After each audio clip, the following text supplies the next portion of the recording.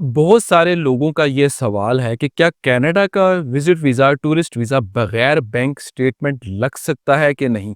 और ख़ास तौर पर कैन प्लस कैटेगरी में इस हवाले से कनाडा का वीज़ा देखिए लगता है, बिल्कुल लगता है बगैर बैंक स्टेटमेंट के, लेकिन सिर्फ़ और सिर्फ़ कैन प्लस कैटेगरी में। कैसे लगता है, आपको क्या करना है और क्या नहीं करना, ये ना हो कि कनाडा का विजिट वीज़ा आपकी टेबल पर, खाने की टेबल पर पड़ा हो और आप किसी छोटी-सी गलती से अपना सारा काम खुद खराब कर बैठें और आपका वीज़ा ना लगे। तो कनाडा का वीज़ा बगैर बैंक स्टेटमेंट के कैसे लगता है?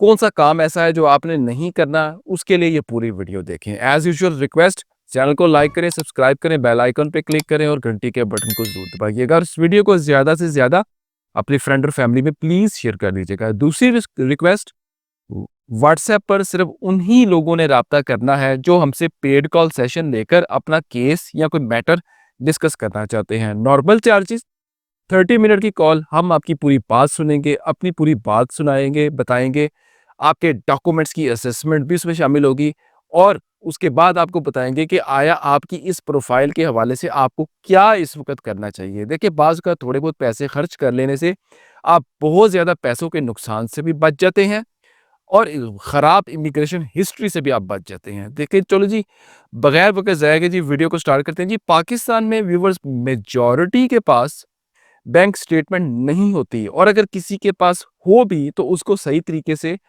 मेंटेन आप लोग नहीं कर पाते क्योंकि लोगों को, अक्सरियत को तरीका ही नहीं आता और लोगों की कोशिश होती है कि जी बगैर बैंक स्टेटमेंट हम कनाडा चले जाएं। भाई, ये कनाडा है, कराची या लाहौर या इस्लामाबाद नहीं है या दिल्ली नहीं है कि आप एकदम चले जाएं।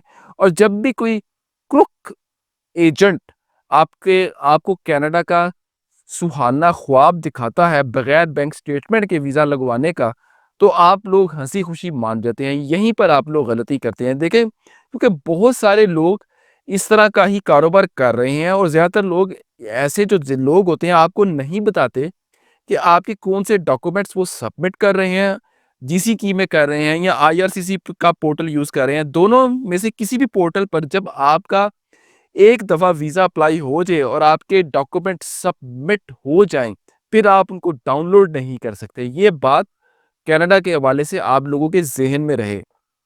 और इसी तरह के जो लोग होते हैं, क्रुक एजेंट्स, आप लोगों को ऑनलाइन लॉगिन का पासवर्ड भी नहीं देते और ना ही वो आपकी ईमेल यूज़ करते हैं और ना ही वो ईमेल आपको बताते हैं, जो वो खुद यूज़ करते हैं। आपने हमेशा अपनी ईमेल और अपना पासवर्ड जो है देना है। इस तरह के लोग बगैर बैंक स्टेटमेंट के आपका वीज़ा ज़्यादातर अप्लाई करवाते हैं और इससे रिफ्यूज़ल आती है क्योंकि आपको नहीं पता कि उन्होंने आपका वीज़ा जो है किस कैटेगरी में अप्लाई किया है। कैन प्लस की कैटेगरी आपको, आप उसके लिए एलिजिबल ही नहीं है, तो वो आपका वीज़ा अप्लाई करवा दें, तो उनका आपका रिफ्यूज़ हो जाए, तो कल को वो आपका काम तो आपका ख़राब हुआ ना, उस उनका तो कोई नहीं, उन्होंने तो अपनी फ़ीस ले ली। कैन प्लस के अलावा और कोई कैटेगरी नहीं है कनाडा वीज़ा की जिसमें आप बगैर बैंक स्टेटमेंट के कनाडा का विजिट वीज़ा या टूरिस्ट वीज़ा अप्लाई कर सकें। ये बात बड़ी इंपॉर्टेंट है, इसको यहाँ पर नोट कर लीजिएगा। कनाडा का वीज़ा व्यूवर्स बगैर बैंक स्टेटमेंट के तब ही लगेगा जब आपके पासपोर्ट पर यूएसए का वैलिड वैलिड वीज़ा होगा।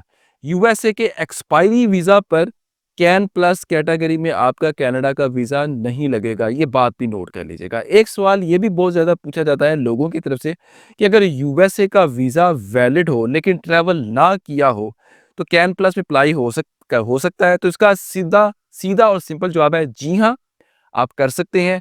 लेकिन वीज़ा देना या ना देना उसकी स्वाबदीद है वीज़ा ऑफिसर की। लेकिन बाय लॉ आप अप्लाई कर सकते हैं कनाडा का वीज़ा यूएसए के वैलिड वीज़ा पर अगर आपने ट्रैवल नहीं किया।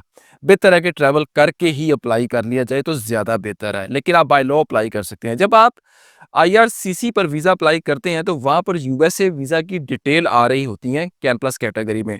वो देने के बाद जब आप अपने डॉक्यूमेंट्स गौर गौर से सुन लीजिएगा, डॉक्यूमेंट्स अटैच करते हैं तो वहाँ पर आपसे फाइनेंशियल डॉक्यूमेंट्स की रिक्वायरमेंट वेव ऑफ हो जाती है, यानी कि खत्म हो जाती है। यहाँ पर आपको सिर्फ और सिर्फ फाइनेंशियल डॉक्यूमेंट्स की जगह पर आपको सिर्फ यूएसए का वैलिड वीजा की सॉफ्ट कॉपी अपलोड करनी है। ठीक है जी। उसके बाद जो है आप अपना आईडी कार्ड की कॉपी भी अपलोड करेंगे, कर सकते हैं। और तीसरे नंबर पर कोई भी एडिशनल डॉक्यूमेंट्स जैसे ट्रैवल हिस्ट्री या कुछ भी आप लगाना चाहें, वो आप तीसरे नंबर पर आप लगा सकते हैं। इसके अलावा और कुछ नहीं माँगा जाता आपसे कैन प्लस कैटेगरी में। जो भी डॉक्यूमेंट्स आपने एडिशनली लगाने हैं, वो 2 एमबी की जगह पर आपको आपको दी गई है। एक ही फाइल आपने पीडीएफ में बनानी है। मैं आपको सीधा-साधा तरीका बता रहा हूँ, आप खुद अप्लाई कर सकते हैं कनाडा का वीज़ा, किसी से हेल्प लेने की आपको ज़रूरत नहीं है और पीडीएफ को आपने अपलोड कर देना है। मेरी व्यूअर्स कोशिश ये होती है कि मैं अपने क्लाइंट का कनाडा का वीज़ा, अगर उसकी बैंक स्टेटमेंट अच्छी है और वो यूएसए का उसका वीज़ा है, वैलिड है, तो फिर मैं 4 से 6 महीने की हम बैंक स्टेटमेंट लगवाते हैं कैन प्लस कैटेगरी में। लेकिन कैन प्लस कैटेगरी में बैंक स्टेटमेंट मैंडेटरी नहीं है। लेकिन अगर क्लाइंट की बैंक स्टेटमेंट अच्छी ना हो, तो फिर हम जो है कैन प्लस कैटेगरी में बैंक स्टेटमेंट नहीं लगाते। लेकिन हमारी रिकमेंडेशन यही होती है कि क्लाइंट को कि आप बैंक स्टेटमेंट को अच्छा कर लें और कैन प्लस कैटेगरी में भी एक अच्छी बैंक स्टेटमेंट लगा के वीज़ा अप्लाई कर दें। लेकिन बाय लॉ आपको आपके लिए कैन प्लस कैटेगरी के अंदर आपको बैंक स्टेटमेंट की रिक्वायरमेंट नहीं है। आपने कनाडा का वीज़ा तब ही अप्लाई करना है कैन प्लस कैटेगरी में जब आपके पास यूएसए का वैलिड वीज़ा हो और बैंक स्टेटमेंट अच्छी हो। तो ये 2 चीज़ें आपने ज़हन में रखनी है।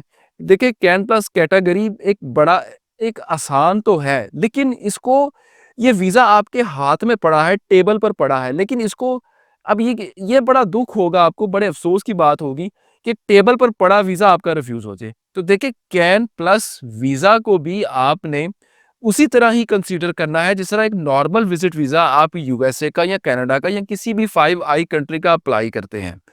तो इस तरीके से अगर आप फुल सपोर्टिंग अच्छे डॉक्यूमेंट्स के साथ कैन प्लस वीज़ा कैटेगरी में वीज़ा अप्लाई करेंगे, तो ऑलमोस्ट आपका वीज़ा गारंटीड हो जाता है। लेकिन अगर आप बैंक स्टेटमेंट के बगैर करेंगे तो 50 60-70% चांस है। तो मेरी रिकमेंडेशन ये है कि अच्छी बैंक स्टेटमेंट मेंटेन करें 4 से 6 महीने की कैन प्लस कैटेगरी के लिए भी, तो आप अप्लाई करें। तो ये थी जी हमारी वीडियो।